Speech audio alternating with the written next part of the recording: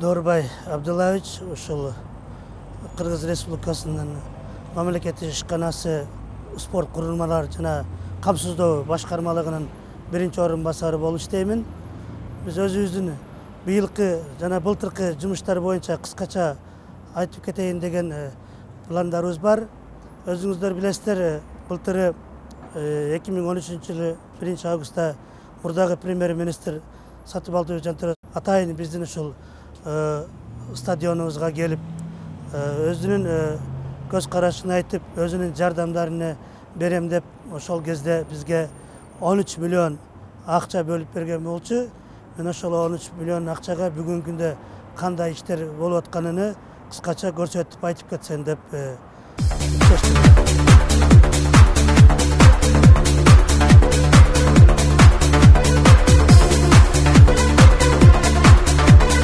Жогоруда айткандай 13 миллионду биз 5 миллион 300 миңди ушул Спартак стадионунун жөнүндө тактап айтканда Долон Омурзаков атындагы стадиондун ушул западный фасад жагынга бөлгөнбүз, тендер өткөзгөнбүз.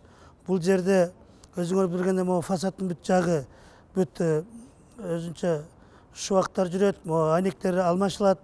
Көрбөйсүңөрбү, жаман эски терезелердин бардыгын пластиковый терезеге алмаштырабыз. Андан тышкары биринчи этаждагы айнектер ар кандай түстөрдө болуп турат. Буларды бирдей айнектерин алмаштырып, жана бул жакта чоң строительный жумуштар болот.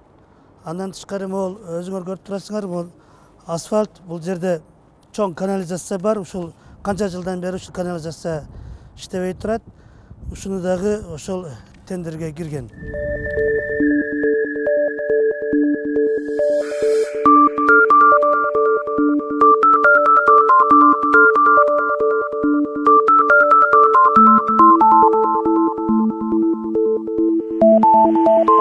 Бул жерде болсо өзүңөргө белгилүү коомдук бул даараткана.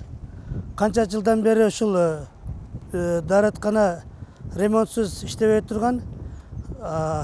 Жогорудагы айткан проблемалардын бирөөсү ушул коомдук даараткана болчу. Азыр бул дааратканы полностью капитальный ремонт кылып, баарын алмаштырып, ичине чейин, кафелдерине чейин бүт баарын алмаштыруу иши жүрүп атат. Андан тышкары кышында, күзүндө жамгыр жааганда үстү жагы ачыктыктан ал суу өтүп, ушул жылда ремонт кылганга туура келип аткандыгы байланыштуу. Биз бул ремонтту биринчи үстүдөн баштайлы деп атабыз. Үстүндө өзүнчө бир чатырчаларын жаап, эч качан суу өтпөгөндөй кылып, анан ички жагына ремонтун баштап атабыз. Бул деле жанагы жогорку айткан суммага кирет.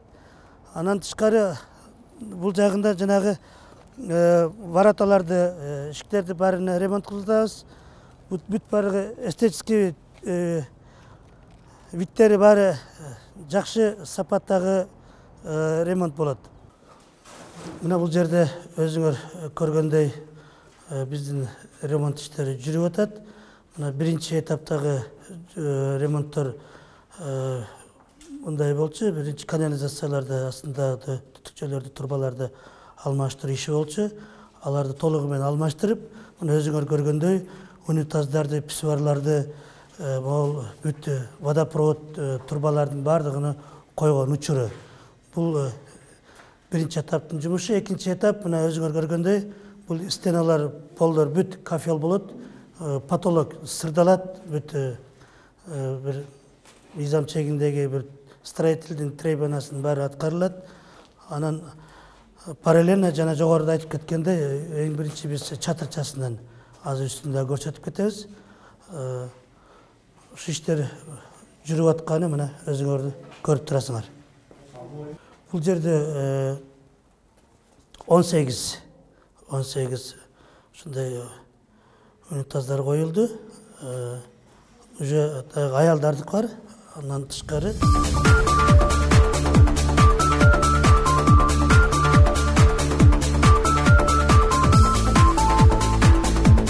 бул ошол 13 миллиондун ичинде дагы бир биз тендер өткөзгөнбүз.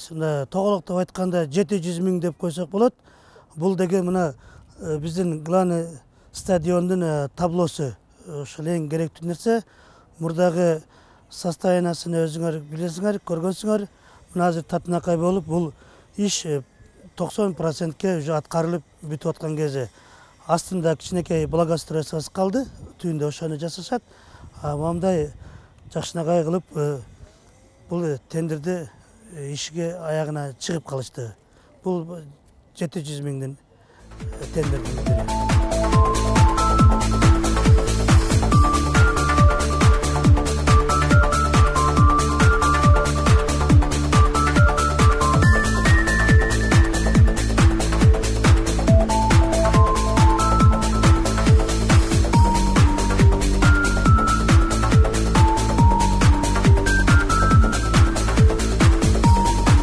Жогоруда айткандай, таблонун 90% бүткөн ремонтун көрүп турасыңар. Бул жерде көп иштер аткарылды. O табло мурдага көргөндө башка болчу, азырынча карабайсыңарбы, жакшы татынакай болуп калды. Конкреттүү айтканда, бул таблонун бүт арты, жаны, асты, үстү, чатыры 90%га жок болчу. Бүгүнкү күндө ушул таблонун бүт баары жагы жабылып, атайын ушундай профилдер менен, андан тышкары бүт ушул сырландык, краска кылдык баарыны. Эң негизги жумуштун бири ушул таблонун үстүндөгү чатыры болду. Аябай материалдар, жакшы качественный материалдар менен салынды и ремонт болду деп айтсак болот. Өзүңөр билгендей, мына краскаларына карасаңар, жогорку сапатта краскаланды.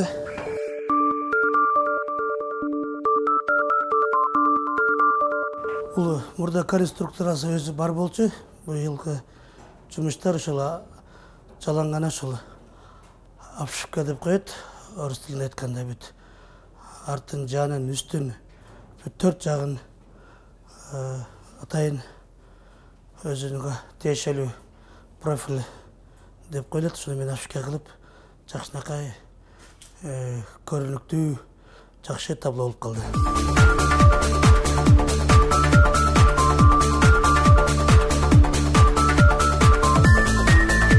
Коомдук даараткана, общественный туалет депчи.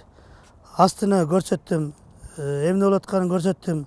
Дагы бир негизги иш-чаранын бири бул ушул коомдук даараткананын чатыр жасап деп атпадым. Ушул быйыл ушул чатырына өзгөчө көңүл буруп атабыз.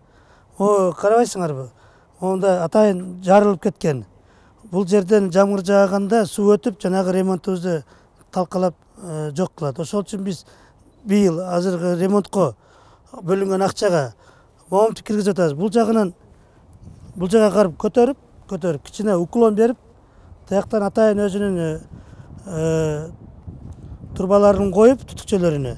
Суу түшкөндө ошол жака кете тургандай кылып атабыз. Ошондо биз дааратканыбызды ушундай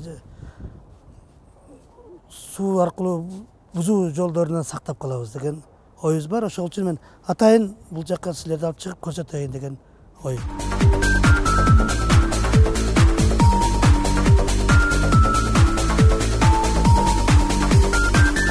5 миллион 300 000 деп тоголоктоп. Ошол 5 миллион 300 000ге жана даараткананын ичине, чатырыны, эмне болуп атканын көрсөттүм. Андан тышкары ошо 5 миллион 300 000 ичинде ушул даараткананан кеткен бул жерде общий городской канализацияга чыккан канализация бар. Ошол бардыгы ошол сумманын ичине кирет. Бар казылат, мынын ичинде жалаң неме канализациялар бул баары турбалар баары алмаштырылат. Бул иште азыр бул жакты бүтүп атат. Бул жак бүтүшү менен эле уже канализацияны баштайт. Бул барып туруп, Фрунзе көчөсүгө барып туруп, городской канализацияга кошулат. Ошо менен 5 миллион 300 000 чыгат. Анан жанагы фасад деп атпадыкпы? Западный турбина боюнча, ал боюнча 2 миллион 200, бул 2 миллион 200ге эмнелер кирет?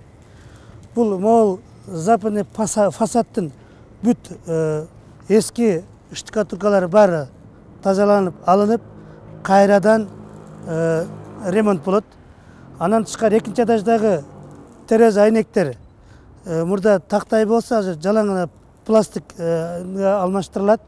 Андан тышкары биринчи этаждагы ар кандай айнектер ар бир размери разный болуп атпайбы? Ошолордун баары бирдей размерде айнектер коюлат, жана алардын решеткалары коюлат. Ошо менен бул фасадный частик бүтөт. Азыр 3-чү тендерибиз бар. Анын ичинден биринчи этаж деп коебуз. Ошону көрсөтөйүн. Анан тышкары жана могу вороталар, дарбазалар баардыгы алмашылып атат жанагы суммада.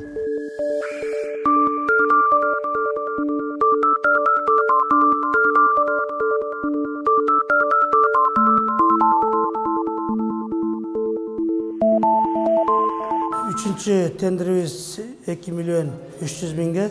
Ошол западный трибунанын астында биринчи этаж деп коет бизде. Ошол биринчи этажды тендер өткөрүп, азыр тендерди утуп алган компаниялар, фирмалар иштеп атат. Бул жерден эмне жумуш кылып атканын тактап айтып кетейин. Биринчиден, бул коридордун шубактарын, эски шубактарын баарын чаап, тазалап, бүт баарына тазалоо ремонтун жүргүздү. Экинчиси, кайрадан ушул патологиянын эки дуалды ремонт иштерин жүргүзүп атат, шубак жүргүзүп атат. Анан электричествосун баардыгын алмаштырдык. Сантехника, канализация ичкисин баарын алмаштырып атат. Андан тышкары бул жерде көптөгөн спортсмендер чачуучу жайлар бар. Раздевалка деп коет. Ошо раздевалкаларды ремонт иштерин, эшиктерин, терезелерин баардыгын алмаштырып атат. Такта бир-экөө мындай фактылар менен көрсөтүп кетсек.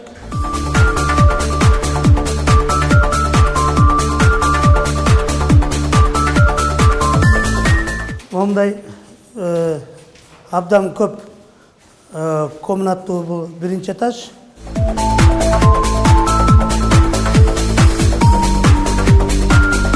Мисалы үчүн бул биринчи этажда өзүнүн баягы дааратканалары бар. Ол азыр даярдалган. Азыр электр чырактары киргизилек. Душевой деп коет бул жерде. Ушундай ремонттор жүрүп атат.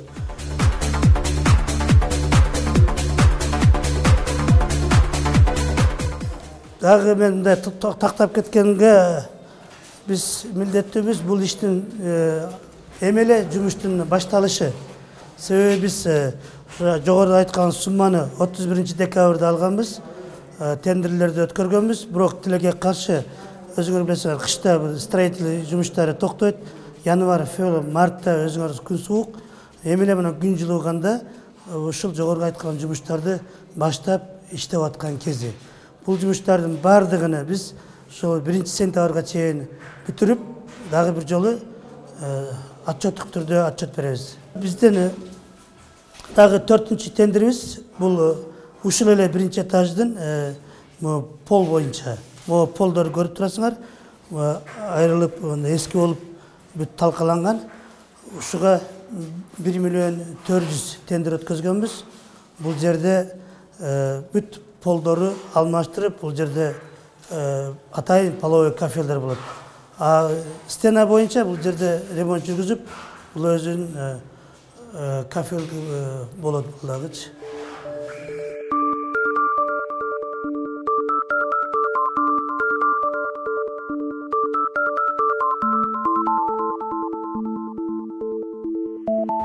Бул биринчи этаждан стадиондун чыга турган биздин чоң эшигибиз.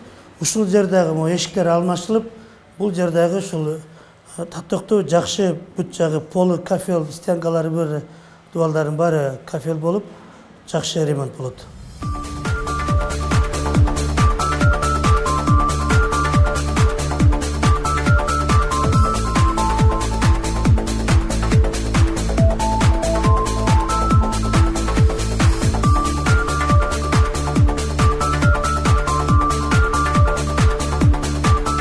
Бул дагы ушул раздевалкалардын бирөөсү. Өзүңөр көргөндөй шуактап, даярдап, кафелге даярдап койгон.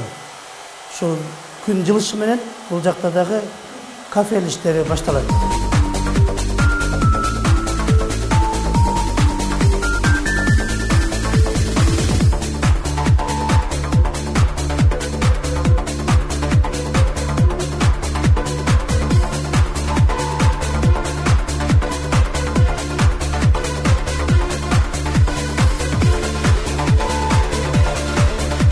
Бул жерде дагы бир толуктап айтып кете турган нерсе, бул биринчи этажда ушул спортсмендер үчүн мурда 2 душевой кабина болсо, азыр тиягында 2, бул жагында 2, 4 чоң душевой кабиналар бар.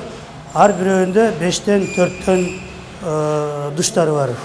Бул дагы спортсмендер үчүн негизги нөлөрдүн бири деп ойлойбуз.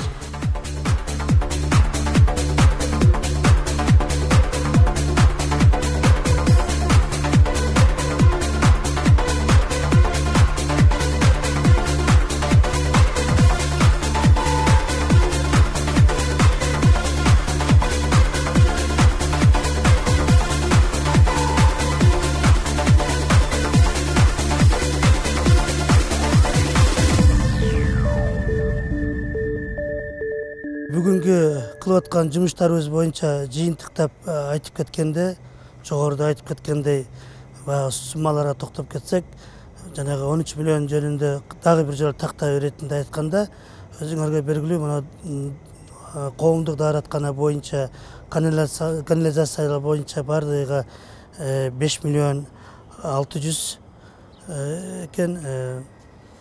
Андан тышкары ол западный трубина боюнча 2 миллион 700, андан тышкары биринчи этаж боюнча 2 миллион 300, ошол эле биринчи этаждын жана полу боюнча 1 миллион 400, акырында өзүңөр көргөндөй таблонуку 700 миң. Ошону баардыгын чогултканда ошол бүгүнкү күндө ошол 13 миллиондун жумушуну баштадык, аткарып атабыз. Мен ойлойм мунун жыйынтыгы 1-сентябрга бүтүрөбүз деп. Кудай кааласа бул жумуштардын баары бүтсө, бул биздин Кыргызстандан спортсмендердин элибиздин жүзү деп ойлойбуз. Бул биздин коомчулукка чоң иш кылганыбыз көрүнөт дейбиз. Андан тышкары ошол биздин ишканага келип, ошол стадионго келген элдердин жүзү бир настроениясы, маанайы ачык болот деген ойдобуз.